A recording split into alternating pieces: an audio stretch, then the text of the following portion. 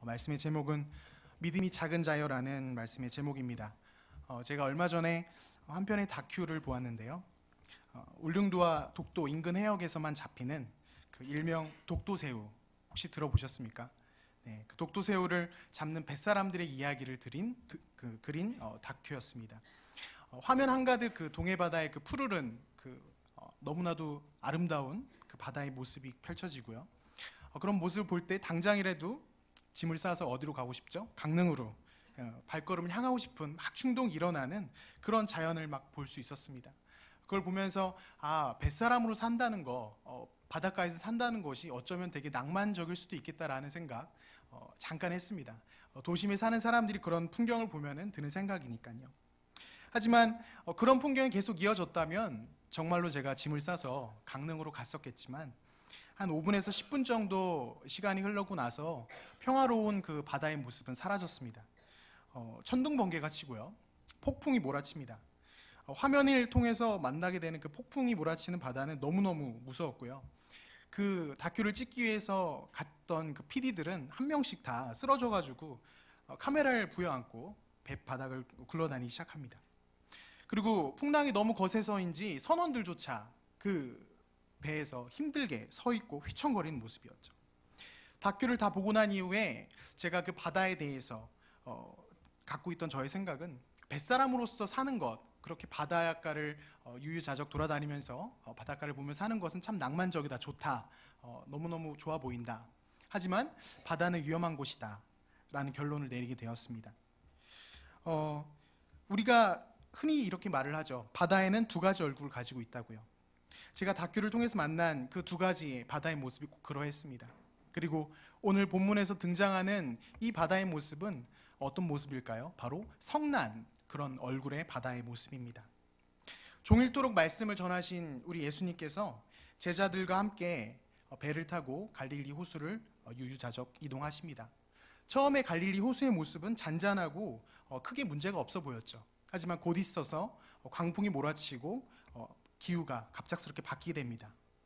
우리는 이 모습이 쉽게 이해가 되지 않을 수 있습니다. 왜냐하면 이렇게 갑작스럽게 기후가 바뀌는 것이 우리가 살고 있는 특별히 우리 내륙에서 살고 있는 우리 입장에서 쉽게 와닿지가 않지요. 하지만 이 이스라엘 지역에서 특별히 이 갈릴리 지역을 우리가 좀 이해를 한다면 쉽게 이 모습을 이해할 수가 있을 것입니다. 갈릴리 바다는 이스라엘 지형 가운데에서도 특별히 좀 북부 쪽에 있었는데요. 그 북부에서 좀 더 북쪽으로 올라가게 되면 우리가 잘 알고 있는 그 만년설이 뒤덮인 혈몬산이 있습니다. 그 혈몬산의 찬 기운들이 그 산등선을 타고 내려오다가 이 갈릴리 바다가 있는 낮은 지형으로 고도가 낮은 곳으로 내려오게 되면 찬 기운과 뜨거운 기운이 갑자기 만나게 되는 것입니다. 갑자기 만나면은 그 기운들이 서로 만나면서 풍랑을 일으키게 되는 것이고요. 바람을 몰아치게 되는 것입니다. 그래서 갈릴리 그 바다에서 어부 생활을 하던 이들은 이러한 풍랑, 갑작스럽게 변화되는 이 기후가 크게 낯선 모습이 아니죠. 그들은 이 풍랑을 볼 때마다 어떻게 하면 그 풍랑에서 빠져나올 수 있는지도 잘 알고 있습니다. 하지만 오늘 등장한 이 광풍, 이 모습은 평소와는 좀 다른 모습입니다. 왜냐하면 예수님과 함께 탔던 그 12명의 제자들 가운데 그 중에 4명이나 어부 출신이라는 것이죠. 이 4명이나 어부 출신이 있었음에도 불구하고 그 배가 어찌할 수 없을 정도로 바람과 파도는 거칠었단 말입니다. 배 안에는 물이 들어오면서요, 자칫 잘못하면 배가 곧 있으면 가라앉을 것 같은 순간이죠.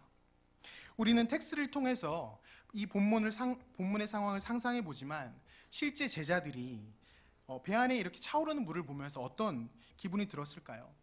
발을 동동 구르면서 엄청나게 두려움이 찾아왔을 것입니다. 그런데 이 긴박한 상황에서 우리 주님은 뭘 하고 계시죠? 고물에서 주무시고 계십니다. 주무시는 예수님은 이 모습을 보면 우리 예수님께서 사역을 하시느라고 많이 고단하셨구나, 힘드셨구나 라는 생각을 잠깐 하면서 다른 편으로는 이런 생각이 드는 것이죠.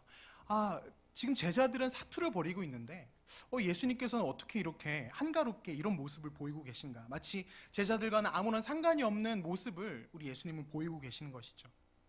마치 이 흑백 사진을 서로 붙여놓은 것처럼 검은색 바다에서는 제자들이 소리를 지르고 있고요. 백색의 바다에서는 예수님이 평안함 가운데 누워 계신 겁니다. 그러다 보니 이 예수님을 바라보는 제자들의 마음 어떠했겠습니까?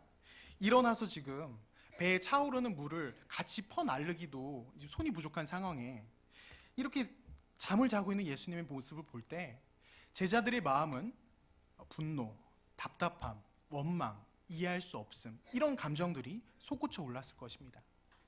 제자들이 예수님을 깨우는 모습에서 그 감정이 정확히 드러나게 되는데요. 38절을 제가 읽겠습니다. 제자들이 깨우며 이르되 선생님이여 우리가 죽게 된 것을 돌보지 아니하시나이까. 메시지 성경에선 이 말씀을 이렇게 말하고 있습니다. 선생님, 우리가 빠져 죽게 되었는데 아무렇지 않으십니까? 어떤 느낌이 전달됩니까? 스승에 대한 실망과 원망스러움입니다. 배에 물이 가득한 이 상황에서 도와주기는커녕 한가로이 주무시는 예수님은 어려움 가운데서 제자들을 돌보지 않는 그런 스승의 모습이라는 것이죠. 갈릴리 바다의 그 제자들의 모습처럼 또 하나님의 자녀로 살아간 우리들의 삶에도 이런 거친 광풍은 찾아옵니다.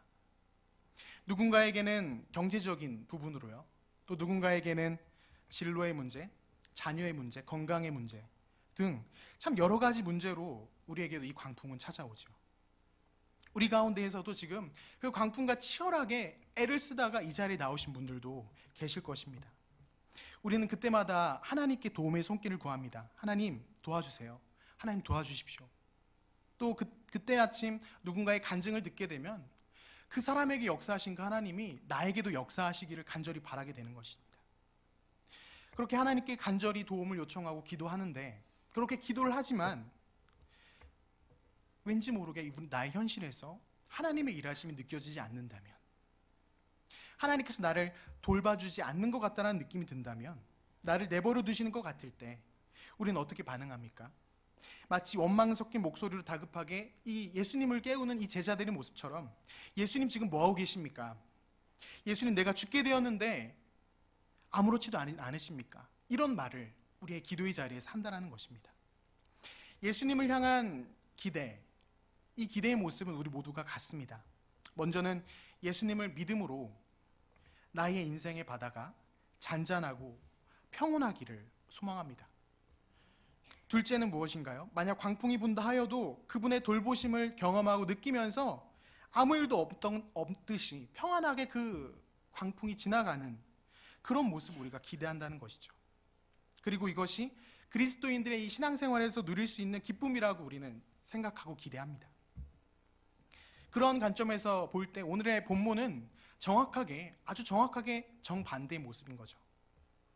제자들에게는 어려움이 찾아왔고요. 그리고 심지어 그 상황 속에서 예수님은 주무시고 계시고요. 침묵하십니다.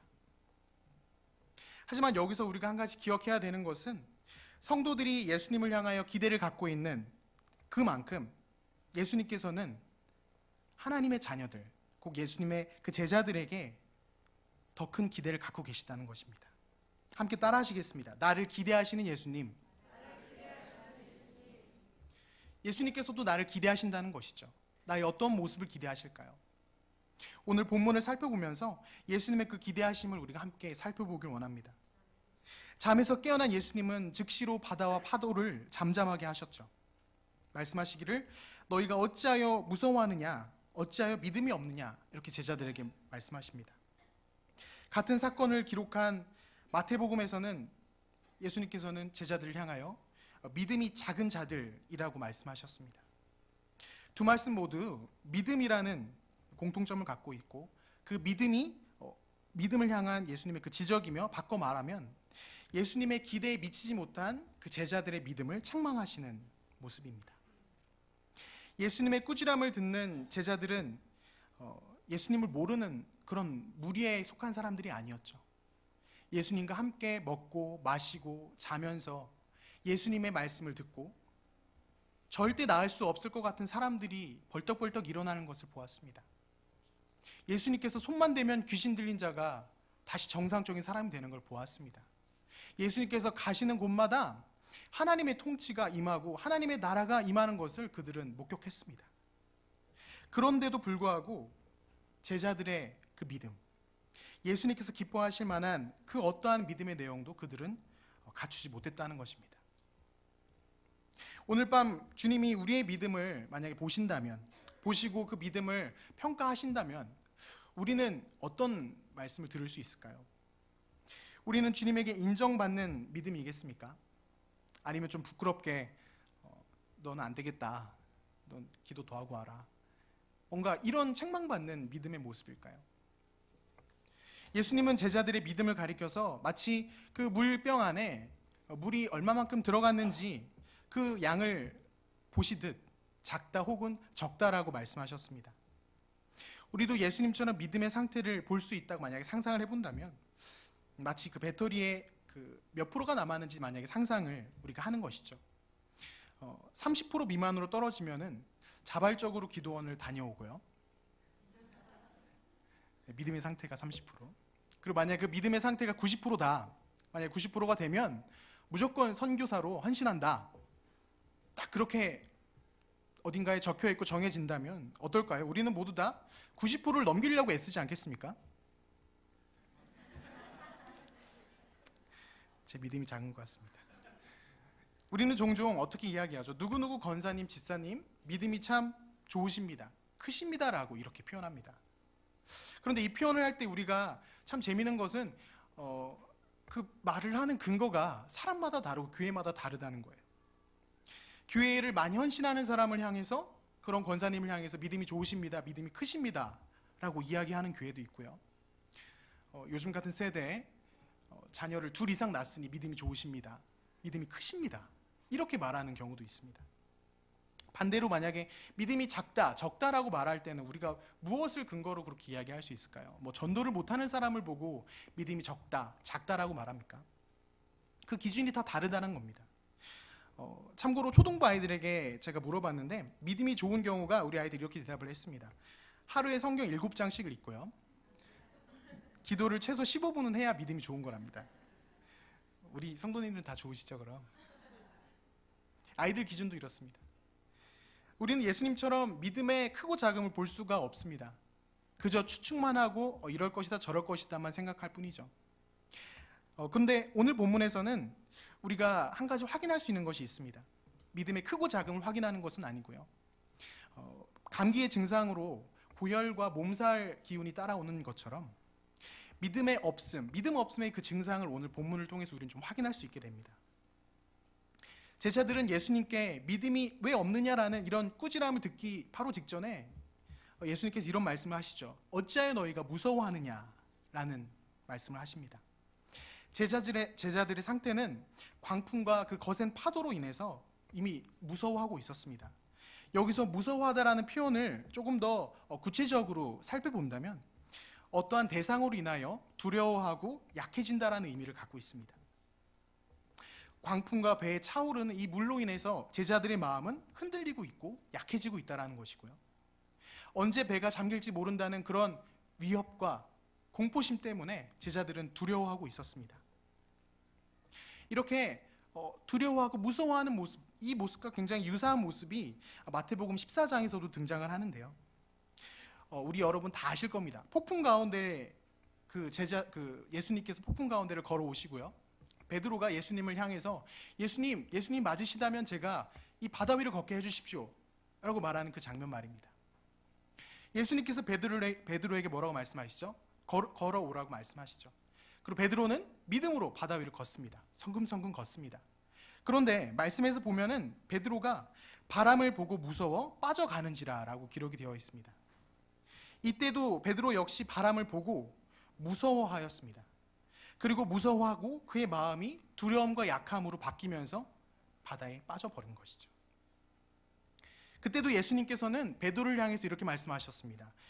너는 믿음이 작은 자다, 믿음이 작은 자라, 이렇게 예수님 말씀하셨습니다. 광풍 속의 제자들, 그리고 물속에 빠진 베드로처럼 두려워하고 이 약해지는 이 모습이 곧 믿음 없음의 증상이라는 것입니다. 그리고 이 믿음 없음의 이 증상, 이 모습이 예수님께서 기뻐하신 모습이 아니라 바로 꾸짖으셨던 바로 그 모습이라는 것이죠. 말씀에서 눈을 잠깐 떼서 우리가 살고 있는 지금 이 시대를 한번 생각해 봤으면 좋겠습니다. 예수님께서 기뻐하시지 않은 이 꾸짖는 그 믿음 없는 모습, 두려워하고 약해지는 그 모습이 어찌 보면 갈릴리 바다 위에 있는 그 제자들이 아닌 바로 우리들 안에서도 그 모습을 우린 찾을 수 있게 됩니다. 우리 안에 참 믿음이 없습니다. 우리 안에 참 두려움이 많고요. 참 우리가 마음이 약해질 때가 있습니다. 어른들에서부터 어린 아이들에 이르기까지 교회를 다닌다고 나는 예수를 믿노라, 예수님이 나의 주인이십니다라고 구주이십니다라고 고백은 하지만 이상하게도 세상 가운데 이 믿음으로 살아가기보다는 두려워하고 약해진 상태로 살아가는 모습이 너무너무 많다는 것입니다. 청년들은 무엇 때문에 두려워합니까? 미래에 대한 불안감, 두려움, 그로 말미암아 마음속에 근심과 마음이 약해지고 두려움이 찾아오는 것이죠. 또 우리 학생들은 입시에 대한 걱정, 장래에 대한 그런 두려움, 이 여러 가지의 그런 모습들이 있다는 것이죠. 또 우리 부모님들은 어떻습니까? 학부모들은 자녀의 문제로 또 두려워합니다. 우리 아이가 어떻게 되려나, 이래서 되려나, 저래서 되려나. 그 마음속에 두려움과 약함이 있습니다. 최근에 제가 어떤 한 아이의 이야기를 좀 들어봤는데 참 그 아이의 상황이 너무너무 딱했습니다. 되게 초등학생 한 4, 5, 6학년 정도 되면은 학원을 몇 개 정도 다니면 정상일까요? 네, 앞에 지금 6학년 친구가 있는데요. 학원을 8개, 9개 다니는 건 정상이 아닙니다. 그건 그 아이에게 고문과 같은 일이죠. 너무 괴로운 일이죠.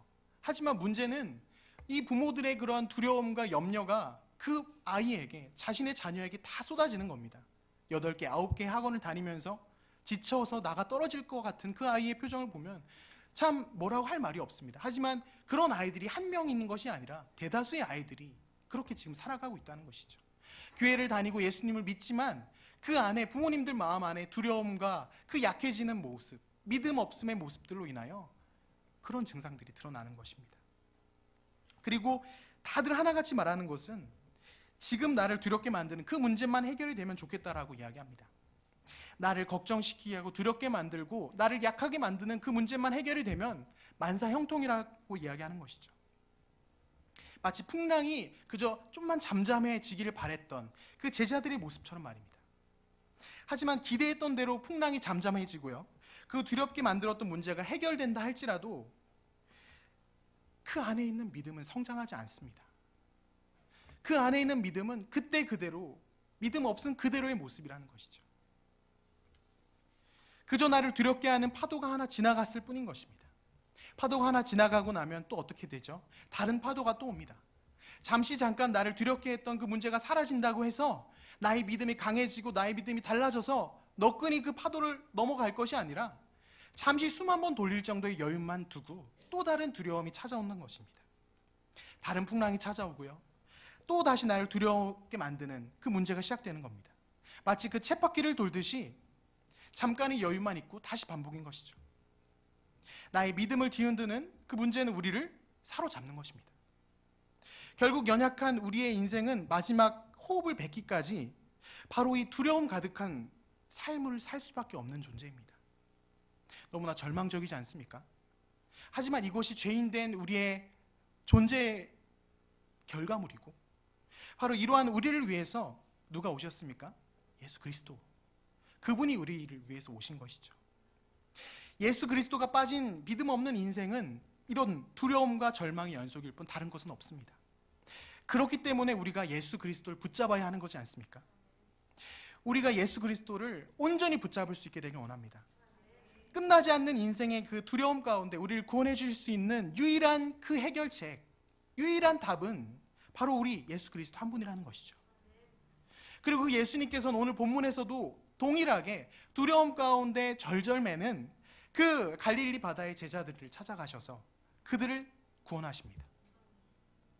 예수님의 관점으로 오늘 본문을 좀 다르게 본다면 광풍을 만나기 이전, 광풍을 접하기 이전에 35절 말씀에서 예수님은 먼저 제자들에게 이렇게 말씀하십니다.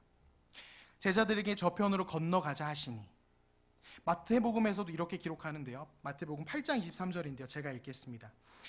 배에 오르심에 제자들이 따랐더니. 두 가지 말씀의 공통점은 예수님 관점으로 볼 때 예수님께서 누구에게 이야기하는 것이죠? 제자들에게 이야기하는 것입니다. 제자들에게 먼저 가자라고 말씀하신 건 바로 예수님이십니다.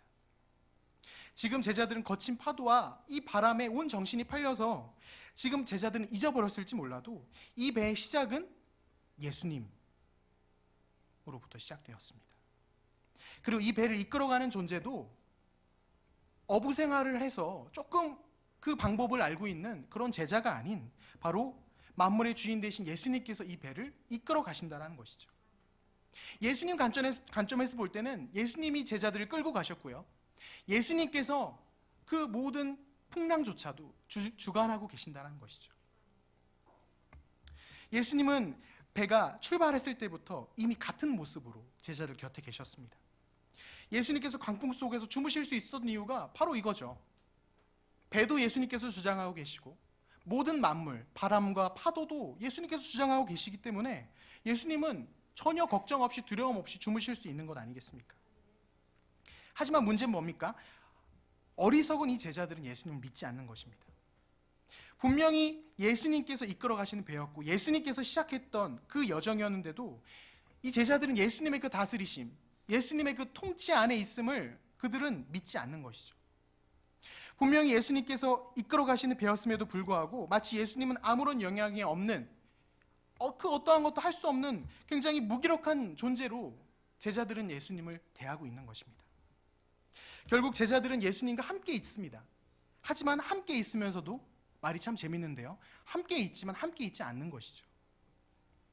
이 안타까운 제자들의 모습, 이 안타까운 제자들의 모습을 바라보시면서 예수님께서는 그 제자들에게 기대하고 있었던 믿음이 있습니다.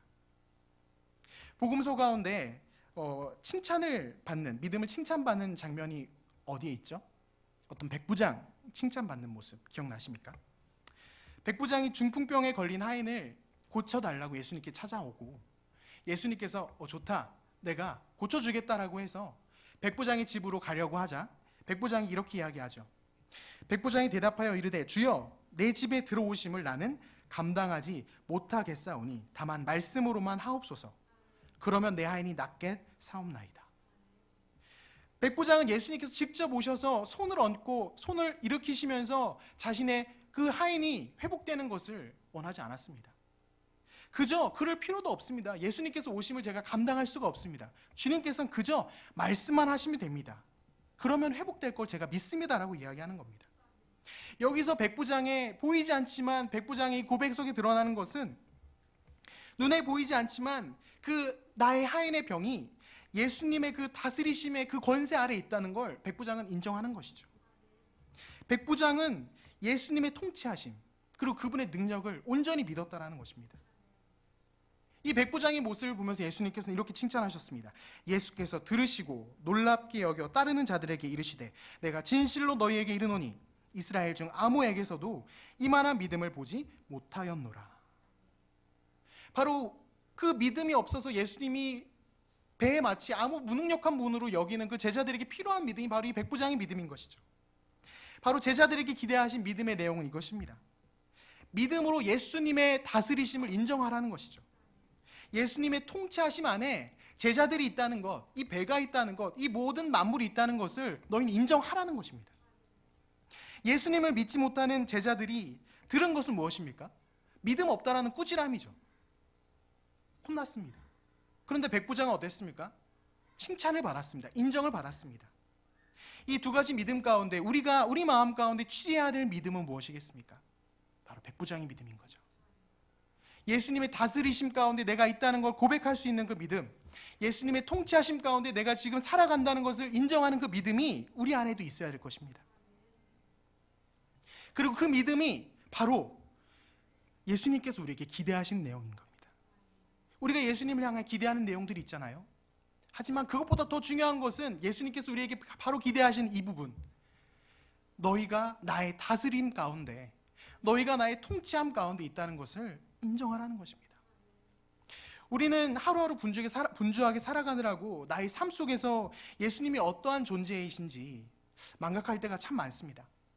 우리가 기도할 때 참 습관적으로 하는 그 단어 있지 않습니까? 주여. 바로 이 단어에서도 사실은 그 단어를 고백하는 그 자체가 그분이 나의 주인 되심, 그분이 나를 이끌어 가심에 대한 믿음의 고백이지 않습니까? 하지만 습관적으로 그 고백을 하지만 실제로 나의 삶 속에서 그분이 나를 다스리시는 것에 대한 그러한 삶을 우리가 살고 있느냐라는 것이죠. 우린 질문해야 합니다.